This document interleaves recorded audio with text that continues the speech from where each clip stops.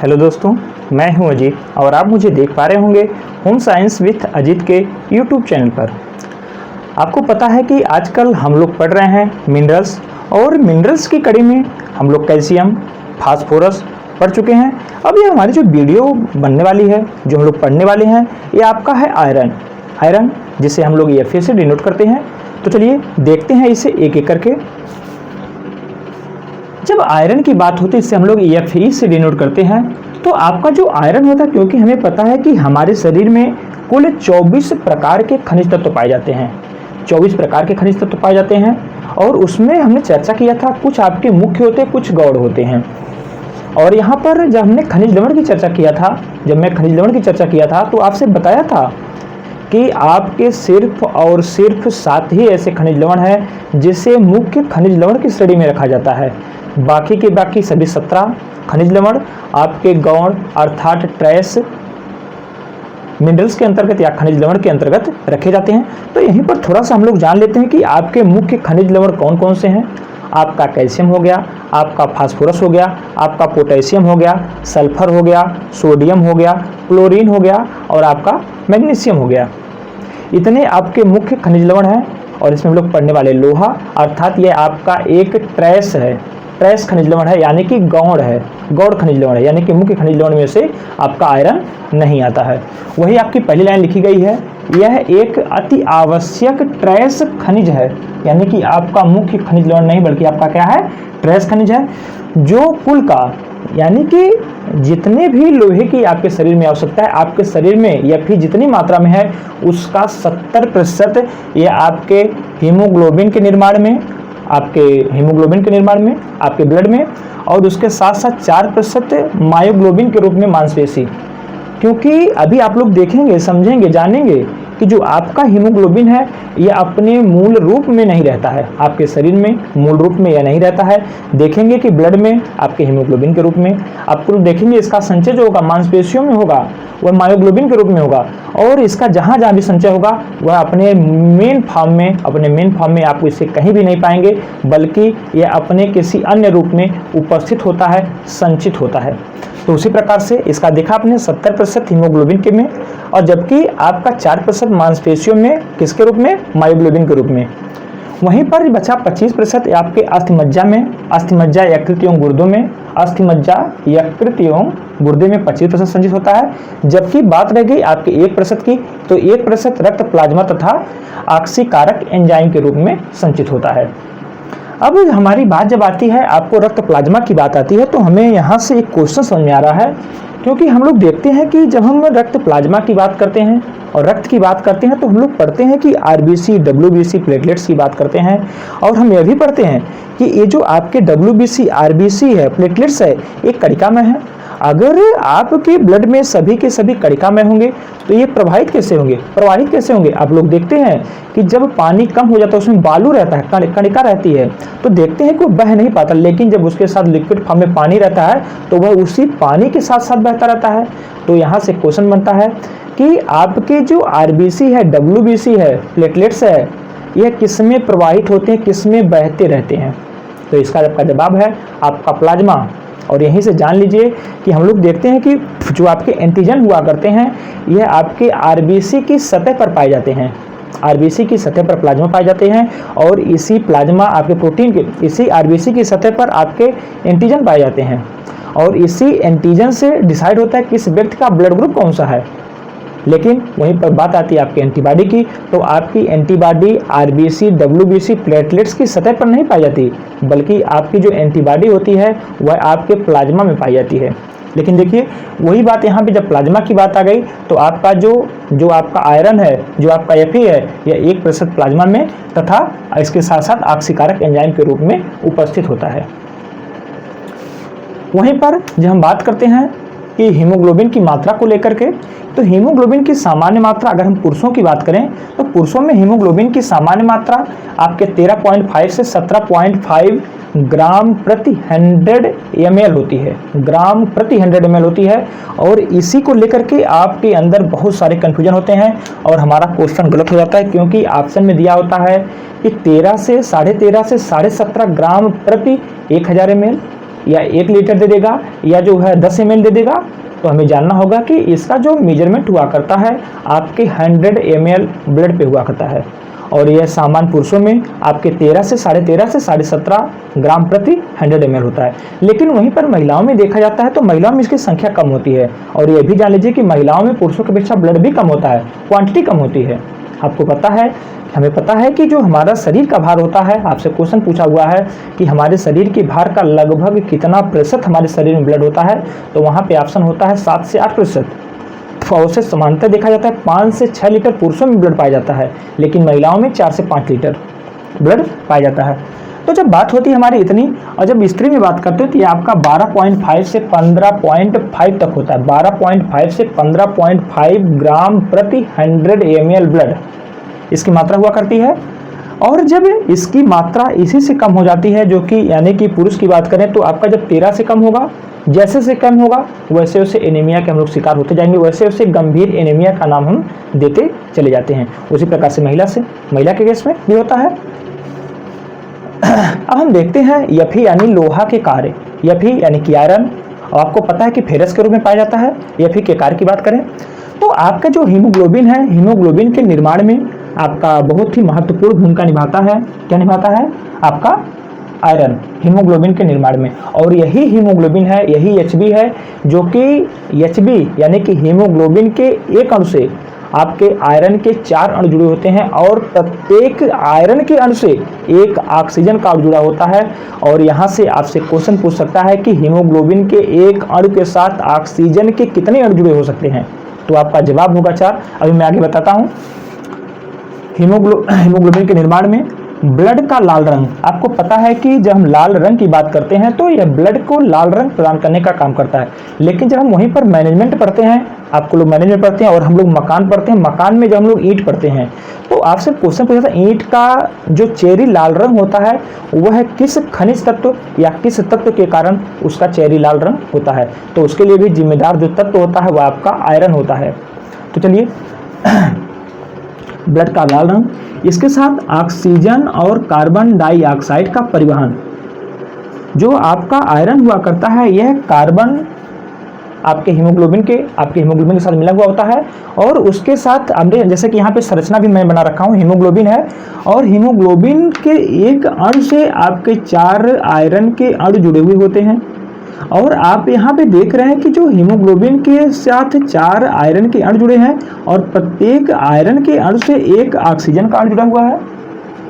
यानी कि यह आपके शरीर में, आपके ब्लड में ऑक्सीजन के परिवहन का कार्य करता है।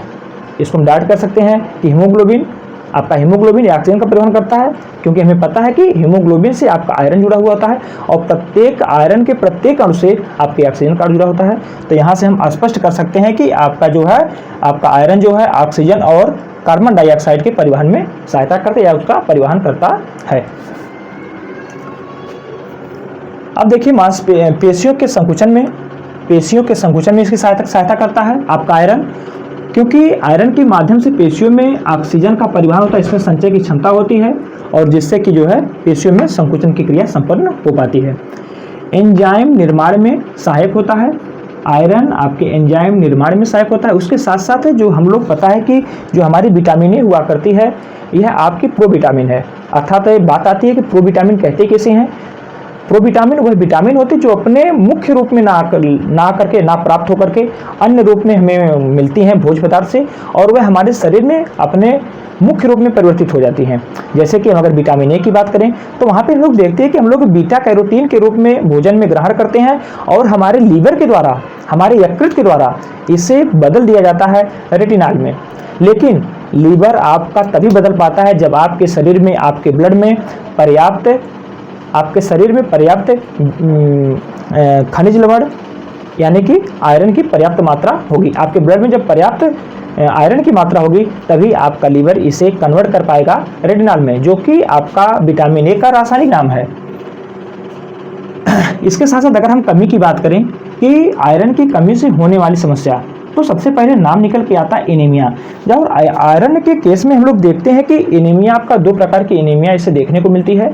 तो सर आप कहेंगे, सर आप तो बताते हैं कि एनीमिया, हमने माइक्रोसाइटिक एनीमिया को देखा है, हमने मेगालोब्लास्टिक एनीमिया को देखा है, हमने परनीशियस एनीमिया को देखा है, हमने बहुत सारे एनीमिया को देखा, लेकिन जब सिर्फ और सिर्फ स्पेसिफिक रूप से आपके आयरन के केस में एनीमिया को पूछा जाए तो दो प्रकार की एनीमिया को देखा जाता है, जैसा कि यहाँ पे आप लोग लिखा हुआ देख रहे हैं, हाइपोक्रोमिक माइक्रोसाइटिक एनीमिया।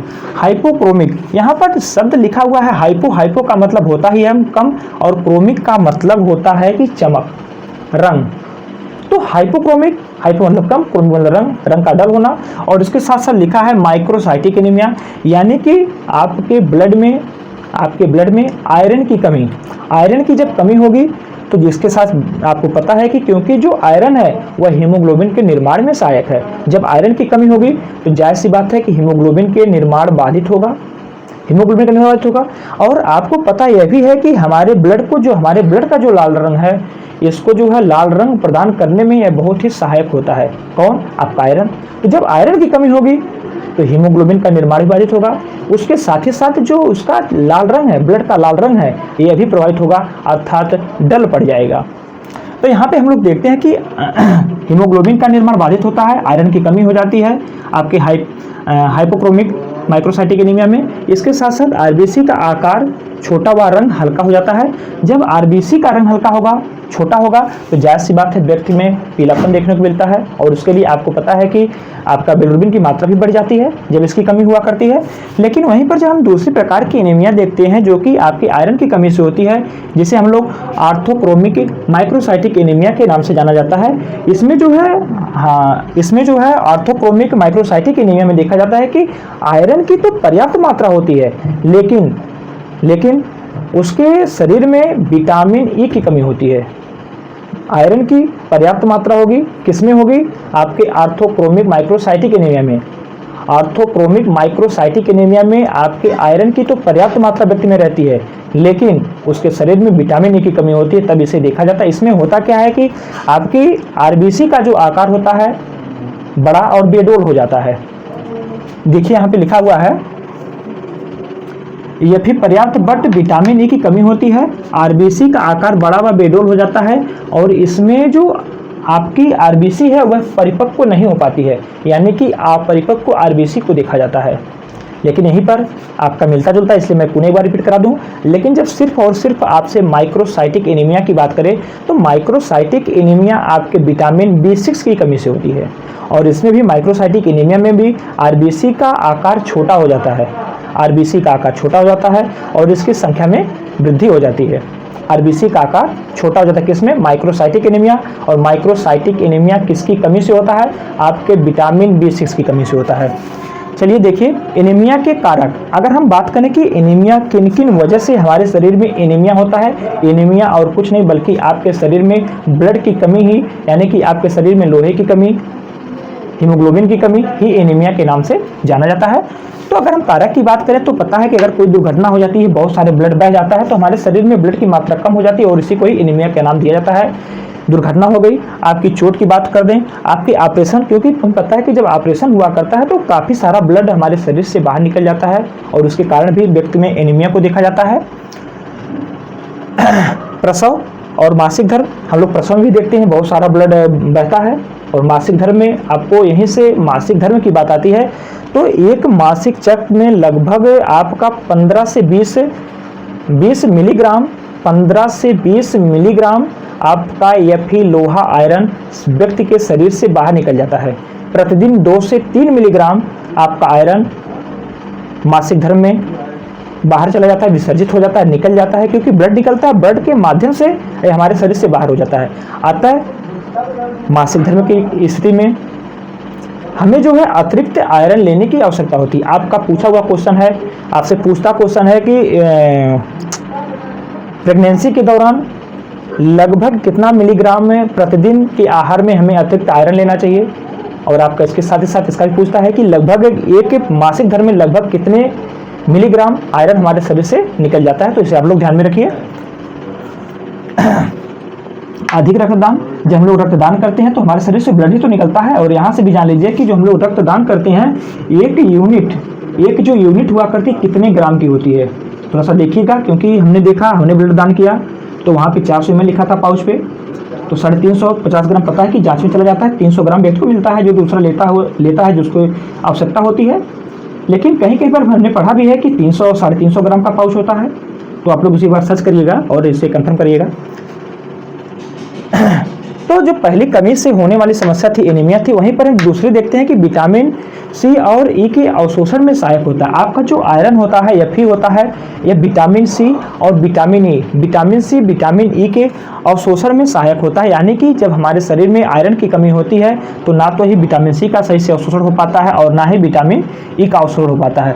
और आपको पता है कि जो Fe हुआ करता है आपके हीमोग्लोबिन के साथ मिलकर के ऑक्सीजन का और कार्बन डाइऑक्साइड का परिवहन करता है। अतः जब इसकी कमी होगी तब आपका O2 और CO2 के परिवहन में बाधा आएगी, उसका परिवहन नहीं हो पाएगा।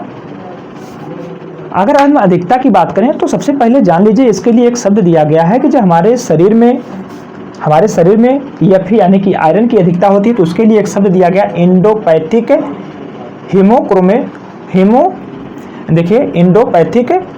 हीमोक्रोमेटोसिस, इंडोपैथिक हीमोक्रोमेटोसिस के नाम से जाना जाता है। हमारे शरीर में आयरन की अधिकता को इंडोपैथिक हीमोक्रोमेटोसिस के नाम से जाना जाता है। और इसके साथ ही साथ यह हमारे शरीर में इसकी अधिकता होती क्यों है? जब हम बहुत अधिक मात्रा में आयरन को लेते हैं, आपको पता है कि हमारा शरीर सिर्फ उतना ही अवशोषित करता है जितनी उसकी आवश्यकता होती है। लेकिन जब हमारे शरीर में किसी भी कारण विकार आ जाता है और हमारा शरीर ज़्यादा अवशोषित करने लगता है, तब इसी कारण से हमारे शरीर में आपके आयरन हीमोग्लोबिन की मात्रा बढ़ती है, उसकी अतिरिक्त मात्रा बढ़ती है। लेकिन अतिरिक्त मात्रा बढ़ने का मतलब है कि एक लिमिट से अधिक बढ़ जाना, नहीं तो उसी लिमिट में मेंटेन करके रखता है तो उसका अवशोषण होना। और जब इसके आयरन का अवशोषण होने लगता है तब यह जो हमारे यकृत व हृदय में जमने लगता है, यकृत व हृदय में जमने लगता है। और आपको पता है कि जब यकृत और हृदय और नसों में जमेगा तो वहाँ ब्लॉकेज उत्पन्न करेगा, तो ब्रेन हेमरेज, इन सारी हृदयाघात, ब्रेन हेमरेज, एथेरोस्क्लेरोसिस, ये सारी समस्याओं को देखने को आपकी मिलती हैं। अगर हम स्रोत की बात करें तो आपका जो आयरन होता है, आयरन का कोई एक स्रोत नहीं है, बल्कि हम कह सकते हैं कि आयरन का प्राणिज जगत भी स्रोत है, आपका वनस्पत जगत। यानी कि आयरन हमें प्राणिज और वनस्पत जगत से प्राप्त होता है। आपने बहुत सारे तत्वों को देखा, बहुत सारे खनिजों को देखा, जो कि कुछ खनिज तत्व आपके सिर्फ और सिर्फ प्राणिज जगत से प्राप्त हो रहे थे। जैसा कि हम विटामिन B12 की बात करें जो कि आपके वनस्पति जगत से नहीं प्राप्त होता। यही कारण होता है कि जो लोग शाकाहारी हुआ करते हैं उनमें अक्सर इसकी कमी को देखा जाता है। लेकिन आयरन के केस में देखा जाता है कि यह आपके प्राणिज जगत के साथ साथ आपके वनस्पत जगत दोनों में अच्छी मात्रा में पर्याप्त होता है। अगर हम देखें वनस्पत जगत की बात करें, प्राणी जगत की बात करें, तो आपका देखा जाता है कि गाढ़े भूरे रंग के खाद्य पदार्थों में अच्छी मात्रा में पाया जाता है। इसी कारण आप लोग देखते हैं कि आप लोगों से कहा जाता है कि जब किसी को एनीमिया हुआ करता, कहते हैं कि चने के साथ गुड़ खाइए। जितनी भी ब्राउन चीज़ें हुआ करती हैं या जो काटने पर आपकी भूरी पड़ जाती हैं, उन्हें खाने की सलाह दी जाती है। गुड़ खाने को कहा जाता है। आपका जितनी भी ब्राउन चीज़ें, स्पष्ट जानिए, जितनी भी ब्राउन चीज़ें काटने पर आपकी ब्राउन पड़ जाए, भूरी पड़ जाती हैं, काली पड़ जाती हैं, उन्हें खाने की सलाह दी जाती है। और यहाँ से जो इसकी एक अच्छी मात्रा पाई जाती है, जो आपके अंडे की जर्दी की बात करते हैं, तो जो अंडे की जर्दी, सबसे पहले बात तो यहीं पर हमारी आ जाती है कि अंडे की जर्दी है क्या। अंडा जब हम लोग लेते हैं तो अंडे में देखते हैं कि उसके बीच में एक पीला सा भाग होता है, जो कि एक चूजे को जन्म देने के लिए मुख्य भाग होता है, क्योंकि वहीं से चूजे का निर्माण होता है। मुख्य पॉइंट वही होता है, पीला भाग होता है, जिसमें काफ़ी मात्रा में फैट पाया जाता है, प्रोटीन पाए जाते हैं, संपूर्ण प्रोटीन पाया जाता है उसमें है। और इसी में आपका 7.2 ग्राम प्रति 100 ग्राम जर्दी में 7.2 ग्राम आपका आयरन पाया जाता है। इतनी बड़ी मात्रा में, यानी कि 100 ग्राम में 7.2 ग्राम आपका सिर्फ और सिर्फ कौन लिया हुआ होता है, आपका आयरन पाया जाता है। आप लोग देखते हैं जब हम अवशोषण की बात करते हैं, हाँ, यहीं पर जब अंडे की बात होती है तो आपसे क्वेश्चन पूछता है कि अंडे के अंडे का पीला भाग होता है, अंडे के पीले भाग के ऊपर एक रिंग पाई जाती है, अंडे के पीले भाग के ऊपर ऐसे एक रिंग पाई जाती है। आपसे पूछता है कि यह रिंग किस तत्व की उपस्थिति के कारण बनती है, तो उसका जवाब होता है कॉपर और आपका Fe यानी कि आयरन। चलिए, अगर हम इसके अवशोषण की बात करें, आपके आयरन के अवशोषण की बात करें, तो इसका भी अवशोषण आपके छोटी आंत में होता है, जबकि छोटी आंत के पक्वाशय भाग में इसका अवशोषण हुआ करता है। लेकिन लेकिन जब हमारे शरीर में विटामिन सी की कमी होती है तब इसका अवशोषण नहीं हो पाता है, और वहीं पर जाने जितना हम लोग आयरन को लेते हैं अपने खाद्य पदार्थों के माध्यम से, उसका सिर्फ और सिर्फ 10% हमारा शरीर अवशोषित कर पाता है। वह भी तब अवशोषित कर पाता है जब हमारे शरीर में पर्याप्त विटामिन सी की मात्रा हुआ करती है। संग्रह की बात करें तो आपका लोहा स्वतंत्र रूप से संग्रहित नहीं होता है, जैसा कि हमने आपसे पहले बताया कि यह आपके शरीर में स्वतंत्र रूप में पाया ही नहीं जाता है। अर्थात लोहे का संग्रह हमारे शरीर में स्वतंत्र रूप से नहीं होता, बल्कि ये आपके ब्लड में आपके हीमोग्लोबिन या फेरेटिन के रूप में पाया जाता है। वहीं पर जब हम मांसपेशियों में बात करते हैं तो हमारी मांसपेशियों में मायोग्लोबिन के रूप में उपस्थित होता है। वहीं पर और थोड़ा सा दो चार हम आपके अगर हम विसर्जन की बात करें तो जो आपके हीमोग्लोबिन का विसर्जन हुआ करता है यह आपके मल मार्ग से होता है। विसर्जन की बात हो गई, मल मार्ग से होता है।